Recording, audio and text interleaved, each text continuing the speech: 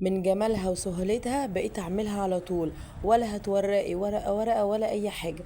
اول حاجه نسمي بالله ونصلي على الرسول ويلا بينا نبدا. اول حاجه هجيب معايا كوبايتين من السكر، عليهم كوبايتين من الميه، عليهم رشه من الفانيليا، وعليهم واحده من الليمونه تعصريها، ومعلقه عسل نحل، ده اختياري، لو انت ما عندكيش ما تحطيش. هنبتدي بقى نحطها على النار لمده 10 دقايق. وبعد كده هنجيب لفة من الجلاش، طبعا لو هي متقطعة او فيها اي حاجة هقولك دلوقتي الحل. برضو اهم حاجة ان انت متربيش منها ولا قطع. ماشي. هنبتدي ان احنا نفردها بالشكل اللي انت شايفاه دي، طبعا هتفرديها على الواحدة، يعني على الجنب اللي هو مش مهري قوي، لكن اللي هو مهري بتخليها جوه. وبعد كده بتبرميها وتقيسي 4 صوابع تبع ايدك كده، ماشي، زي ما انا بوريك، يعني الفيديو بيوريكي بالظبط. وهنبتدي احنا نقطعها زي ما انت شايفه بالشكل ده. هنبتدي بقى ان احنا نركنهم، وهنمسك اول واحده، وركزي معايا قوي في الحته دي، ماشي.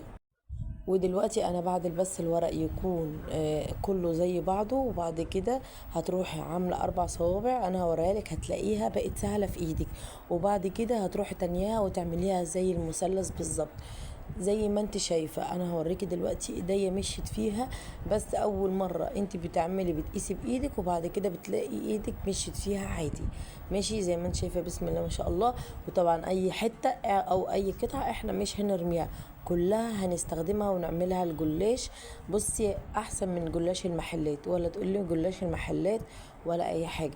انت اعتمدي الوصفه دي عندك واحفظيها عندك، وصدقيني ان انت مش هتفكري ان انت تشتري جلاش من بره تاني. طبعا هجيب بقى الحتت اللي هي بتتقطع الزياده، وهبتدي ان انا افردها كده جنب بعض، وهروح برماها واركنها. بصي هتلاقي ايديكي، بصي اهي، بصي هتلاقي ايديكي مشيت فيها. يعني بص هتقطعي كلها مثلثات، ولا هتدهني ورقه ورقه ولا اي حاجه، ولا هتستهلكي اي حاجه. الاول كنا بنستهلك بدل الكوبايه كوبايتين وثلاثه من السمنه، دلوقتي كل اللي احنا هنستخدمها هي كوبايه الا ربع من السمنه فقط. وهوريكي دلوقتي بقى ده اللي هو الصغير، ماشي. هنعمل اللي هو الجلاش المدور الصغير. زي ما انت شايفة انا بجيب الواحدة بقسمها لاتنين بالشكل اللي انت شايفاه ده، وببتدي ان انا ادورها واعمل اللي هو الرفيع بنفس الشكل. وكمان هنعمل الجلاش المثلث ميني جلاش، ده اسمه ميني جلاش اهو، شايفه الصغنون ازاي خالص ده. احنا ببتدي ان انا اقطعه برضو بنفس الشكل، وبعد كده بدهن الصينيه سمنه، ماشي. وبروح رصهم بقى، انت بترصهم على حسب ما انت عايزه، ماشي. ببتدي ارصهم في الصينيه زي ما انت شايفه كده، وهرصهم كلهم، وهكون مجهزه معايا كوبايه الا ربع من السمنه تكوني مسيحه.